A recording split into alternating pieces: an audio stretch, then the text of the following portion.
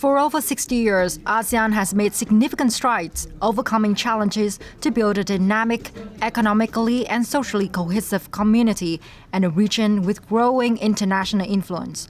ASEAN has brought together a wide range of partners, jointly promoting dialogue and cooperation for peace, stability, and shared prosperity. People-to-people ties have been growing with a strong sense of community identity. National Assembly Chairman Tran emphasized that this progress reflects the joint efforts of ASEAN and AIPA, with member parliaments actively supporting governments and ensuring people's voices are heard in regional decisions. Amid rapidly evolving regional and global dynamics, he urged AIPA to enhance its role as a bridge, encouraging broad participation from all sectors and realizing the ASEAN Community Vision 2045. He emphasized that AIPA should continue to lead in crafting regional policies, especially in science and technology, innovation and digital transformation. He also called for a stronger foundation for regional cooperation. I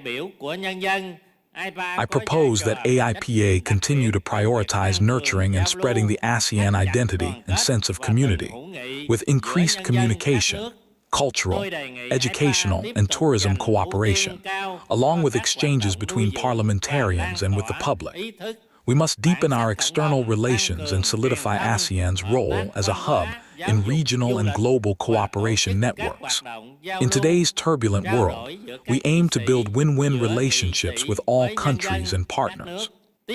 This will help expand development space, diversify markets, and more effectively address common regional and global challenges.